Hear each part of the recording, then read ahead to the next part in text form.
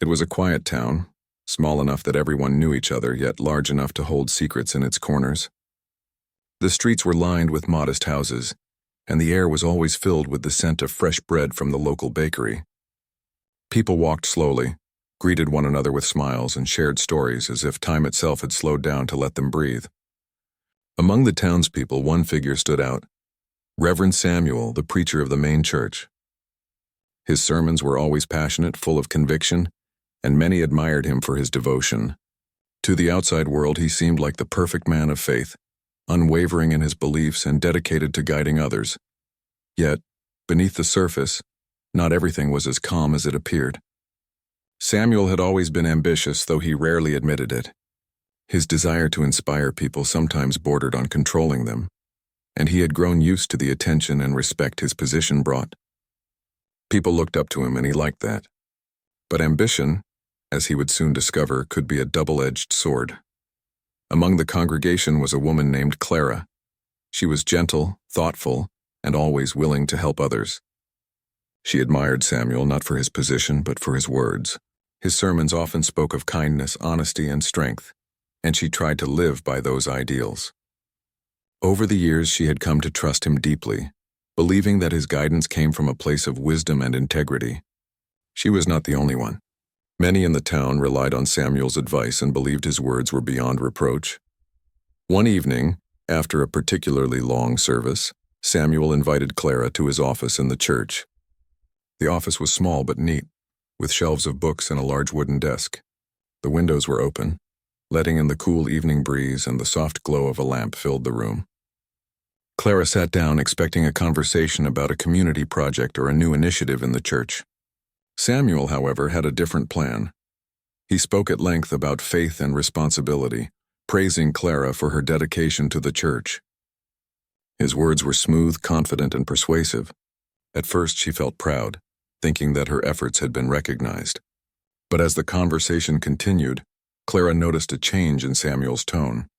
He began to challenge her beliefs, questioning her understanding of faith, and suggesting that true devotion required unquestioning trust.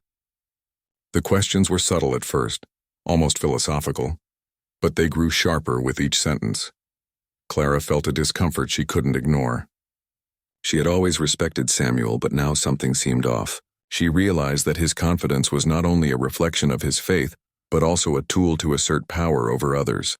For the first time, she began to see cracks in the man she had admired for so long. His words, once inspiring, now carried an edge of manipulation. He was testing her, pushing boundaries, and she knew she had to tread carefully. Over the next few weeks, Clara observed Samuel more closely. She listened to his sermons with renewed attention, watching how he interacted with others. What she noticed was troubling. Samuel often emphasized obedience and devotion, but there was a subtle pressure behind his words, a way of making people doubt themselves if they disagreed. He praised those who followed him blindly and gently criticized those who asked questions. Clara saw that many in the congregation had fallen into this pattern, trusting him without thought, and she realized the danger of such unquestioning faith. One afternoon, Clara met with an older member of the church, Mrs. Whitman, who had been a longtime friend of Samuel's. They spoke quietly in the garden, away from prying eyes. Mrs. Whitman shared stories of the preacher's past, tales of ambition, mistakes, and moments of doubt that he had never revealed publicly. Clara listened carefully, piecing together a picture that was very different from the one painted in sermons. Samuel was not the flawless man she had imagined. He was human, with flaws, insecurities, and desires that sometimes clouded his judgment. Clara struggled with the realization. She still respected the ideals Samuel spoke about, but she could no longer separate the message from the man. Faith, she understood, was meant to guide people, not control them. The preacher she had admired was losing his way, and in doing so, he risked leading others astray. She began to see that true belief was not about blind obedience, but about understanding, questioning, and making thoughtful choices. Meanwhile, Samuel continued his routine, unaware that Clara had started to see through the facade. He preached as usual, spoke with authority, and received admiration from the town. Yet deep down, a sense of emptiness was beginning to grow. His carefully constructed image of faith was starting to crumble under the weight of his own doubts. He had convinced himself of his righteousness for so long that he had never faced the truth of his own weaknesses. It was a slow, almost imperceptible shift. Samuel began to notice small inconsistencies in his own thoughts. The words he preached no longer felt fully true to him. He found himself hesitating during sermons, questioning passages he had once delivered with certainty. At night, he would sit alone in the empty church, staring at the rows of benches, thinking about the people who trusted him. The realization was painful. The faith he had projected to the world was not as solid as he had believed. Clara, meanwhile, continued her quiet work, helping those in need and guiding others with a gentle hand. She did not confront Samuel directly, but allowed her actions to speak for themselves. People began to notice her sincerity and wisdom, often turning to her for advice instead of blindly following the preacher.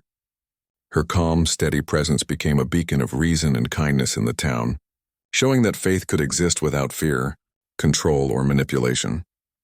One evening, after weeks of reflection, Samuel finally confronted his own beliefs. He realized that he had relied on authority to validate himself, rather than genuine understanding. He had allowed ambition and pride to cloud his judgment, and in doing so, he had lost sight of the very principles he preached. The man who once commanded respect now faced the quiet, humbling truth. Faith was not about power, and true guidance came from honesty, humility, and compassion. That night marked the beginning of a transformation. Samuel did not abandon his role entirely, but he began to change the way he approached it. He spoke less of control and more of understanding. He listened more than he preached and admitted his own uncertainties openly. The town noticed the difference. People still respected him, but now it was for his honesty and humility rather than fear or authority. Clara observed the change with cautious hope. She had learned that faith was not something to be demanded, but something to be nurtured. She saw that even those who had stumbled could find their way back if they were willing to confront the truth and grow. The town, too, began to shift. Conversations in the streets became more thoughtful, and people felt freer to question, learn, and understand without judgment. By the end of that period, the church remained a central part of the community, but the dynamics had changed. Faith was no longer a tool for power. It had become a shared journey of understanding and kindness. Samuel and Clara, each in their own way, had learned that true belief was about integrity, empathy, and self-reflection. The lessons of that time would remain with them forever, a quiet reminder that the strength of the human spirit often lies in recognizing one's own flaws and choosing to act with honesty and compassion. The days in the town slowly began to feel lighter, as if the weight of unquestioned authority had lifted slightly from everyone's shoulders. People still attended church, still listened to sermons, but now there was a subtle shift in the way they approached faith. Conversations were no longer one-sided. Questions were welcomed, doubts were shared, and honesty began to replace fear. Samuel, the preacher, felt the change deeply within himself. He had spent years believing that his authority came from his unwavering certainty, but now he understood that true leadership required humility. Every day he walked through the quiet streets, observing the lives of the townspeople with a new perspective. He noticed small acts of kindness he had once overlooked. A neighbor helping an elderly man with groceries, children sharing their lunch with classmates who had none, neighbors discussing problems openly instead of hiding them. These moments, simple and quiet, spoke to him more than any sermon ever had. Clara continued her work in the community, but now she did so with even more purpose. She organized small gatherings in people's homes, not as lessons but as conversations. Families shared stories, discussed their challenges, and explored the meaning of faith and morality in their daily lives. Clara guided the conversations gently, asking questions that encouraged reflection rather than compliance. Samuel began attending these gatherings too, at first quietly, observing and listening rather than speaking. At one such gathering, Samuel felt a mixture of humility and hope. The room was filled with warmth, laughter, and the occasional disagreement. Yet, unlike the rigid obedience he was used to, people spoke freely without fear of judgment. He saw that faith could exist as a dialogue rather than a declaration. Clara noticed Samuel sitting in the corner, watching and listening with a seriousness she had not seen before. She smiled softly, sensing that change had begun in him, deep and sincere. Slowly, Samuel began to share his own experiences during these gatherings. He spoke about his doubts, his past mistakes, and the moments when his ambition had clouded his judgment. At first, it was uncomfortable for him to be so vulnerable. The townspeople, however, responded with empathy and understanding, not criticism. They listened, they asked questions, and they encouraged him to reflect even further. Through this openness, Samuel realized that vulnerability was not weakness. It was a bridge to genuine connection. As the months passed, Samuel made significant changes in the way he led the church. Sermons became discussions, filled with examples from everyday life rather than abstract doctrine. He encouraged the congregation to think critically, to question and to seek understanding rather than blindly follow authority. People began to engage more actively, sharing their experiences and learning from one another.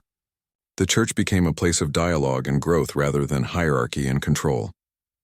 One afternoon, Samuel organized a community project that involved everyone in the town.